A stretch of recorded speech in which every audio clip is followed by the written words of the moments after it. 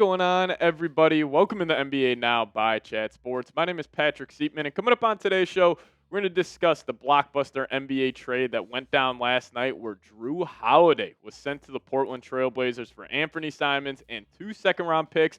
Then also, we got a report suggesting that the Oklahoma City Thunder could be trying to move up in this year's 2025 NBA draft. But speaking of the NBA draft, we are going to be going live here on the channel, so make sure you guys are subscribed and hit that notification bell. Don't want to miss a thing. It's going to be a crazy draft, a ton of moving pieces.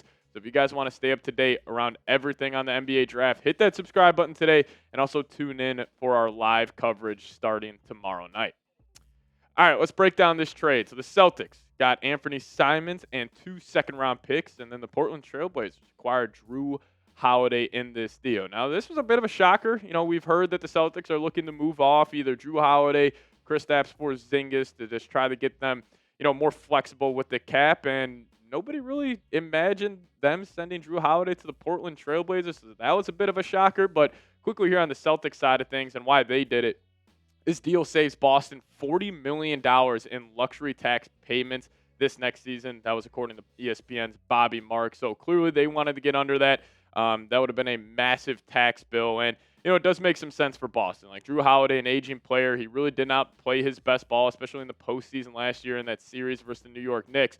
But still, this is going to be a complete shakeup for Boston. And also, I don't think this is the last move they make. Could it be a Kristaps Porzingis? Could it be a Jaylen Brown trade? I would probably tend to lean that it will be Kristaps that could potentially get moved. We are hearing reports that the San Antonio Spurs could be interested in the 7'3" sharpshooter. So that's why Boston did it. But on the Portland side of things here, I am very intrigued with this move. And I do think Jrue Holiday will offer just a lot of winning experience to this deal. And we'll talk about that here a little more in a second. But who are the Celtics getting in a guy like Anfernee Simons? Now, this guy is just a walking bucket. He's been a 20-point-a-game guy for the last 4 seasons. Pretty efficient from beyond the arc as well. I mean, each of the last 4 years shooting over 36% from 3.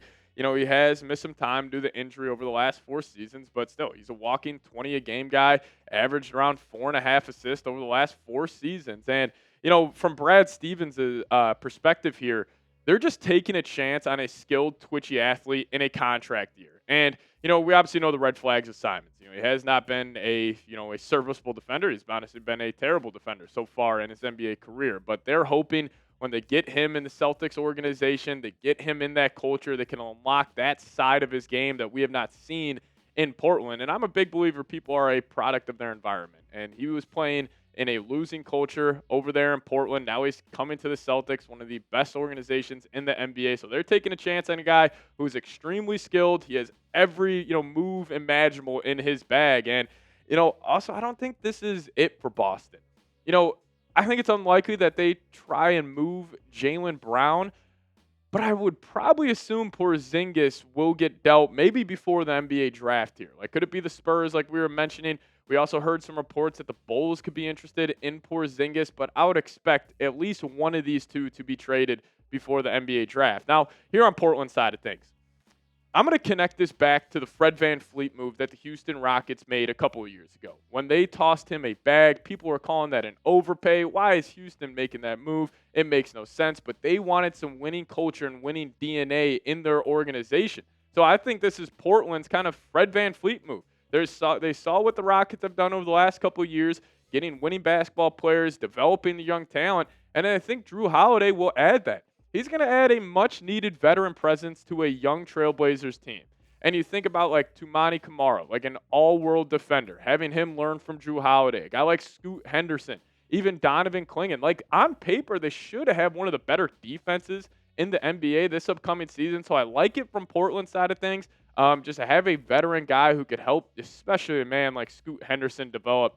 They probably view him as that point guard of the future, hyper athlete, can get to the rim at will, but he just needs to refine his game. And what better guy to bring in than a guy like Jrue Holiday? This guy just is the definition of a winning basketball player heading to an organization that hasn't really felt, winning over the last couple of years. So I like it from Portland's side of things. Boston, though, taking a little bit of a risk. But I'll ask you guys, who won the trade between the Boston Celtics and the Portland Trailblazers? Give me a BOS for the Celtics, or give me a POR for the Portland Trailblazers. You guys let me know who won this trade. Now we'll talk about the Oklahoma City Thunder possibly trading up in the NBA draft here in a second, but we got some sweet NBA 4th of July gear on sale right now. If you guys head over to chatsports.com/4thNBA, you guys can pick up any of these items you're seeing on screen right now. They got hats, they got tank tops, really leaning into 4th of July here. They got the fireworks on the hat, different color schemes as well. So if you guys want to check that out, just hit that link, chatsports.com/4thNBA, 4th of July gear on sale right now. So take advantage of this. Link for this will be in the comment section and description of today's show. All right, so we got a new report this morning that the Oklahoma City Thunder are reportedly trying to move into the top 10 of the 2025 NBA draft. You may be saying, well, how can Oklahoma City move into the top 10? They just won the NBA championship. Well, they're loaded when it comes to upcoming first-round picks. Now, this year, they already have pick 15 and 24. Maybe that could be enough to just move up to, possibly the Brooklyn Nets pick at number 8. But even if they have to attach future draft capital, they can. They can attach Philly's first-round pick for 2026. How about Utah's? How about their own first-round pick in 26? And then even in 27, they got Denver's top 5 protected pick. They also have swap rights in 27 with the Clippers and also swap rights with the Dallas Mavericks in 28. And I think it makes sense for OKC to use their assets to move up and draft a prospect they love, because I don't think they're going to use all of these first-round picks they have to go get, a proven commodity who's already, got a hefty contract. I'm sure they're trying to get a cost-controlled player where they can just keep him on that rookie scale deal. He could be an immediate impact, and maybe that's how they try to, kind of funnel out their roster while still building around SGA, Jalen Williams, and Chet. So I got 3 guys that make some sense, and this would be probably my ideal fit here. Kneppel, guard out of Duke, extremely skilled player. He's a marksman from beyond the arc. He's got a wicked good three-point shot. He can also get hot. He's got that blackout factor where if he sees a couple of threes go in, he's just seeing back iron for the rest of the game.